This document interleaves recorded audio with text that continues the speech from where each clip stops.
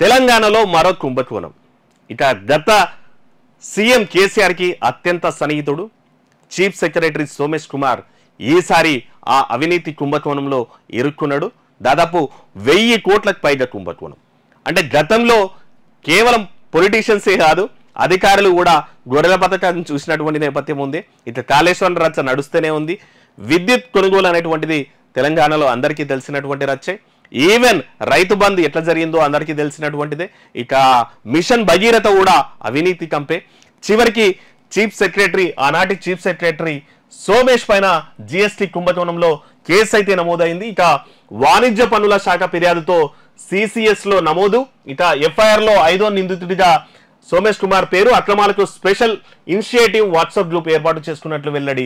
దీనికోసం అన్నటువంటిది అక్రమాలు చేయనికినే ఓ స్పెషల్ వాట్సాప్ గ్రూప్ కూడా సోమేష్ కుమార్ చెప్పిండంటే. ఎందుకంటే ఆయన మాజీ ఐఏఎస్ ఆఫీసర్. ఇక ఈయన మీద మస్తు సార్లు అంటే మొత్తం కేసీఆర్ తర్వాత అంతా తానే నడిపిస్తున్నారు అన్నటువంటి మాట అయితే మనకు వినిపిస్తుండే. అన్ని తానే నడిపించే చివరికి అక్రమాలు అవినీతికి కూడా తెరదీసిందంట. దానికి స్పెషల్ ఇనిషియేటివ్ అనేటువంటిది ఓ వాట్సాప్ గ్రూప్ కూడా పెట్టిందంట. ఇక జిఎస్టీ కుంభకోణంలో ప్రభుత్వ మాజీ ప్రధాన కార్యదర్శి సోమేష్ కుమార్ పై హైదరాబాద్ సిసిఎస్ పోలీసులు కేసు నమోదు చేశారు. వాణిజ్య పన్నుల శాఖ అదనపు commissioner SV Kashi Visweswararao, deputy commissioner Sivarama Prasad, IIT Hyderabad assistant professor Shobhan Babu, Pliento technologies private limited నిందితులుగా ఉన్న ఈ కేసులో 5వ నిందితుడు సోమేష్ కుమార్ అంట. పన్ను ఎగవేతదారులకు వీరు సహకరించడం ద్వారా 1000 కోట్ల అక్రమాలు జరిగినట్లు ఆ శాఖ జాయింట్ కమిషనర్ రవి కానూర్ ఇచ్చిన ఫిర్యాదు మేరకు ఈ కేసు అయితే నమోదైందంట. ఇక దీంట్లో ఓ సాఫ్ట్వేర్ కంపెనీ అంటే సర్వీసెస్ ఇస్తున్నటువంటి సాఫ్ట్వేర్ కంపెనీ, ఐఐటి హైదరాబాద్ సంబంధించినటువంటి ఓ ప్రొఫెసర్ కూడా ఉన్నాడంట. ఇక వాణిజ్య పన్నుల శాఖ అదనపు కమిషనర్ కూడా ఉన్నారు, డిప్యూటీ కమిషనర్ కూడా ఉన్నటువంటి నేపథ్యం ఉంది. ఇక ఒక్క తెలంగాణ బెవరేజెస్ కార్పొరేషన్ పన్ను ఎగవేత ద్వారానే వాణిజ్య పన్నుల శాఖకు 1000 కోట్ల పైగా నష్టం వాటిల్లిందంట. ఇక తెలంగాణ బెవరేజెస్ కార్పొరేషన్ పన్ను ఎగవేత ద్వారానే అంటే ఒక్క సంస్థ ద్వారానే తెలంగాణ ఖజానాకు రావాల్సినటువంటి 1000 కోట్ల రూపాయల నష్టం కూడా జరిగిందంట. మరో ప్రైవేటు 11 సంస్థలు 400 కోట్లు ఎగవేసినట్లు ప్రాథమిక దర్యాప్తులో అయితే వెల్లడిందంట. ఇంకో 11 సంస్థలు కూడా ఈ పన్ను ఎగవేత దాంట్లో పాల్గొన్నాయంట. దాదాపు 400 కోట్లు అయితే దాంట్లో కూడా స్కామ్ అయినట్టంట. ఇక బిగ్ లీఫ్ అక్రమాలు తేలడంతో లోతుగా దర్యాప్తు చేసిందంట. ఇక దీని స్టోరీ ఏంటంటే ఎఫ్ఐఆర్ లో వివరాల ప్రకారం మానవ వనరులను సరఫరా చేసే Big Leaf Technologies and Solution Private Limited పన్ను చెల్లించకుండానే 25,51,00,000 ఇన్పుట్ ట్యాక్స్ క్రెడిట్ తీసుకొని మోసానికి పాల్పడినట్లు తేలిన నేపథ్యంలో వాణిజ్య పన్నుల శాఖ అంతర్గతంగా విచారణ జరిపిందంట. హ్యూమన్ రిసోర్సెస్ ను సప్లై చేసేటువంటి ఒక సంస్థ దాదాపు 25.5 కోట్ల రూపాయలు కూడా స్కామ్ చేసినట్టు తెలవడంతో దాని మీద ఇంటర్నల్ గా అయితే ఇన్వెస్టిగేషన్ మొదలెట్టినరంట. ఇక వాణిజ్య పన్నుల శాఖకు సాంకేతికను అందించే సర్వీస్ ప్రొవైడర్ గా ఐఐటి హైదరాబాద్ వివరించింది. మన ఈ ఇన్కమ్ ట్యాక్స్ డిపార్ట్మెంట్ ఉంటుంది, కమర్షియల్ ఇన్కమ్ ట్యాక్స్ డిపార్ట్మెంట్, దానికి సంబంధించి ఐఐటి హైదరాబాద్ టెక్నాలజీ ప్రొవైడ్ చేసేదంట. ఇక తెలంగాణలో పన్ను చెల్లింపుదారులు నమోదు చేసే ఐటీ రిటర్న్స్ లో అక్రమాలను గుర్తించడంలో పాటు డేటాను విశ్లేషించడం సర్వీస్ ప్రొవైడర్ చేయాల్సినటువంటి పని. ఇది ఏం చేస్తుందంటే ఎవరైతే మనం ఇన్కమ్ ట్యాక్స్ రిటర్న్స్ కానీ లేదంటే ఇన్కమ్ ట్యాక్సెస్ సబ్మిట్ చేస్తామో ఇక వాళ్ళ ఐటీ రిటర్న్స్ లో ఏమైనా అక్రమాలు జరిగినాయని వెరిఫై చేయాల్సినటువంటి కంపెనీ దీనికి వాళ్ళే అక్రమాలకైతే తెరలేపినటువంటిది చాలా ఇంట్రెస్టింగ్. ఇక డాటాను విశ్లేషించడం మనం ప్రొవైడ్ చేసినటువంటి మన ఇన్కమ్ ట్యాక్స్ సబ్మిట్ చేస్తాం కదా, రిటర్న్స్ ఫైల్ చేస్తాం కదా, తర్వాత జిఎస్టీ సబ్మిట్ చేస్తారు కదా. సో వీటన్నిటిని డాటాను అంటే ఎవరైనా అవినీతి అక్రమాలు ఎవరైనా చేసిండ్రా అని డాటా విశ్లేషించాల్సినటువంటి కంపెనీ అవినీతికి తెరలేపింది అన్నటువంటిది ఇక ఇంట్రెస్టింగ్. ఇక పన్ను చెల్లింపుదారుల్లో ఎవరైనా అక్రమాలకు పాల్పడితే సర్వీస్ ప్రొవైడర్ రూపొందించిన స్క్రూటినీ మాడ్యూల్ ని గుర్తించాల్సి ఉంటది. కానీ బిగ్ లీఫ్ టెక్నాలజీస్ అక్రమాలకు పాల్పడిన ఈ మాడ్యూల్ ను గుర్తించలేదు. వాణిజ్య పన్నుల శాఖ అంతర్గత విచారణలో తీగలా అయితే డొంక కదిలిందంట. వాళ్ళు ఏం చేసిండ్రంటే మనం సబ్మిట్ చేసిన దాన్ని ఓ సాఫ్ట్వేర్ టూల్ అనేటువంటిది ఏం చేస్తుంది అంటే ఐడెంటిఫై చేస్తుంటది. ఎక్కడన్నా మిస్ మ్యాచ్లు ఉన్నాయా, ఎక్కడన్నా తప్పులు సమర్పించిండ్రా, ఎక్కడన్నా లెక్కలు సరిగ్గా లేవా, అవన్నీ ఐడెంటిఫై చేయడానికి ఓ సాఫ్ట్వేర్ అయితే ఉంటది. ఆ సాఫ్ట్వేర్ అనేటువంటిది ఈ అక్రమాలను గుర్తించలేదంట. అక్రమాలను గుర్తించకుండా సాఫ్ట్వేర్ లో మార్పులు చేసిండ్రంట. బిగ్లీఫ్ అక్రమాల నేపథ్యంలో వాణిజ్య పన్నుల శాఖ నియమించిన ఓ అధికారి గతేడాది డిసెంబర్ 26న ఐఐటి హైదరాబాద్ ప్రాంగణంలో విచారణ జరిపారు. అప్పటి revenue special chief secretary SV Kashi Visweswararao Sivarama Prasad మౌఖిక ఆదేశాల మేరకు అక్రమాలను గుర్తించకుండా సాఫ్ట్వేర్ లో మార్పులు చేసినట్టు ఆయన నివేదికలో పేర్కొన్నారు అంట. ఇక ఈ అక్రమాలు గుర్తించకుండా సాఫ్ట్వేర్ ని మార్చేటువంటి అక్రమం అయితే చేసినటువంటి నేపథ్యం ఉందంట. ఇక ఐజీఎస్టీలో అక్రమాలను గుర్తించకుండా సాఫ్ట్వేర్ లో మార్పులు చేసిన కారణంగా ప్రభుత్వ ఖజానాకు భారీ నష్టం వాటిల్లిందంట. అట్లే ఐఐటి హైదరాబాద్ ప్రాంగణంలోని ప్లియాంటో టెక్నాలజీ సంస్థ వాణిజ్య పన్నుల శాఖ వ్యవహారాలను పర్యవేక్షిస్తున్నట్లు నివేదికలో వెల్లడించారు. ఈ నివేదిక ఆధారంగా కాశీ విశ్వేశ్వరరావు అంటే కమిషనర్, డిప్యూటీ కమిషనర్ ఆ సాఫ్ట్వేర్ కంపెనీని వాణిజ్య పన్నుల శాఖ వివరణ కోరింది. సోమేష్ కుమార్ ఆదేశాలతోనే తాము సాఫ్ట్వేర్ లో మార్పులు చేయాలని సూచించినట్లు వారిద్దరు వివరణించారంట.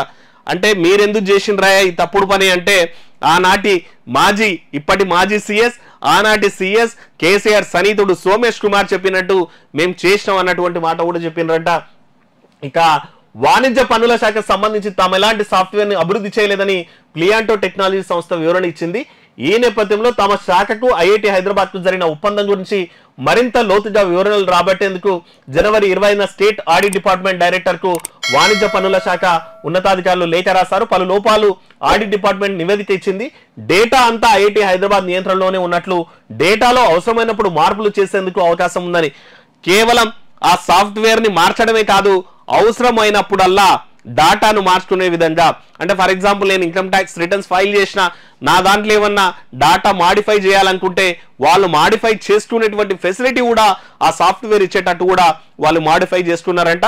ఇక మరి ఇదంతా కూడా దీనికి కథ కర్మ క్రియ అంతా కూడా బాస్ వచ్చేసి సోమేష్ కుమార్ అనేటువంటిది ఈడున్నటువంటి వార్త. ఇంత వాట్సాప్ హిస్టరీతో మరోవైపు ఐఐటి హైదరాబాద్ నిర్మాణంలో ఉన్న డేటాబేస్ ఆడిట్ అప్లికేషన్ల గురించి సీడాక్ నుంచి సైతం వాణిజ్య పన్నుల శాఖ నివేదిక తెప్పించింది. ఈ నేపథ్యంలో సీడాక్ ఐఐటి హైదరాబాద్ వాణిజ్య పన్నుల శాఖ ఉన్నతాధికారుల మధ్య జనవరి 30న సమావేశం జరిగింది. స్పెషల్ ఇనిషియేటివ్ పేరిట ఏర్పాటైన వాట్సాప్ గ్రూప్ నుంచి ప్రాజెక్ట్ ఇన్వెస్టిగేటర్ శోభన్ బాబుకు తరచూ ఆదేశాలు వచ్చాయంట. ఓ గ్రూప్ వాట్సాప్ గ్రూప్ క్రియేట్ చేసిండు అంటే ఎవరెవరైతే లంగాలు ఉంటారో, ఎవరెవరైతే దొంగలు ఉంటారో, ఎవరెవరైతే వాళ్ళకి హెల్ప్ చేయాలనో వాళ్ళతోటి ఓ వాట్సాప్ గ్రూప్ క్రియేట్ చేసిండంట. దానికి స్పెషల్ ఇనిషియేటివ్ అనేటువంటిది కూడా పేరు పెట్టిండ్రంట. ఇక దాని నుంచి ఆర్డర్స్ పోయేటివి. మనం జనరల్గా ఓ వాట్సాప్ గ్రూప్ పెట్టుకొని ఫ్రెండ్స్ కామన్ మాటలు షేర్ చేసుకుంటాం కదా, వీళ్ళు చేసేదానికి ఈ లంగా పనికి కూడా ఓ వాట్సాప్ గ్రూప్ పెట్టుకున్నారంట.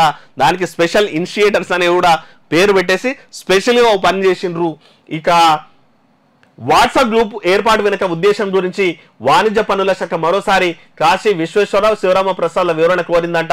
సోమేష్ కుమార్ పర్యవేక్షణలోనే ఏర్పాటైన ఈ గ్రూప్ ను 2022 డిసెంబర్లోనే నిలిపివేశామని వారిద్దరు సమాధానం ఇచ్చారు. ఫోటోలు, వీడియోలు లేకుండా వాట్సాప్ చాట్ హిస్టరీలను వారు సమర్పించారు. అయితే 2024 ఫిబ్రవరి వరకు ఆ వాట్సాప్ గ్రూప్ లో కార్యకలాపాలు నడిచాయని తేలడంతో ఫోటోలు, వీడియోలతో కూడిన చాట్ హిస్టరీని సమర్పించాలని వాణిజ్య పన్నుల శాఖ ఉన్నతాధికారులు వారిద్దరికి అత్యవసరమేమో జారీ చేశారంట. ఫిబ్రవరి 2024 వరకు కూడా, ఎందుకంటే మన గవర్నమెంట్ అప్పుడప్పుడే మారుతున్నటువంటి సందర్భం. డిసెంబర్ 2023లోన కొత్త ప్రభుత్వం వచ్చింది, కానీ వాట్సాప్ గ్రూప్ అనేటువంటిది ఫిబ్రవరి 2024 వరకు కూడా ఉందంట. ఇక ప్రభుత్వం మారింది కాబట్టి నా ఆటలు చెల్లవు అన్నట్టుంటారు వాళ్ళంతా కూడా. ఆ చాట్ హిస్టరీ అయితే ఆ చాట్ వాట్సాప్ గ్రూప్ అయితే నిలిపేసిండ్రంట. కానీ అప్పటి వరకు చూస్తే యాక్టివ్గా ఉందంట. దానికి సంబంధించినటువంటి డాటా కావాలంటే ఫోటోలు, వీడియోలు లేకుండా అయితే సమర్పించిందంట. కానీ వాణిజ్య పన్నుల శాఖ వాళ్ళకైతే మెమో ఇష్యూ చేసిందంట. కంపల్సరీ ఆ ఫోటోలు, వీడియోలు కూడా షేర్ చేయాలన్నటువంటి మాట అయితే చెప్పిందంట. అయితే ఇక వారు సమర్పించిన హిస్టరీలో పలు అంశాలు వెలుగు చూశాయి. ఐజీఎస్టీ నష్టాలకు సంబంధించిన పలు నివేదికలను వాటిలో గుర్తించారు. అలాగే జీఎస్టీ చెల్లింపులో అక్రమాల కేసుల్లోనూ రిజిస్ట్రేషన్ రద్దు చేయొద్దనే ఆదేశాలు ఉన్నట్లు తేలింది. వారిద్దరి సెల్ ఫోన్లను ఉన్నతాధికారులు జప్తు చేశారు. వారిద్దరూ హైకోర్టును ఆశ్రయించగా వారి పిటిషన్ను న్యాయస్థానం కొట్టివేసింది. మరోవైపు ఫోరెన్సిక్ ఆడిట్ సక్రమంగా జరిగేలా చూసేందుకు ప్రాజెక్ట్ ఇన్వెస్టిగేటర్ ను మార్చాలని ఐఐటి హైదరాబాద్ డైరెక్టర్ కు వాణిజ్య పన్నుల శాఖ లెటర్ కూడా రాసినటువంటి నేపథ్యం ఉన్నట.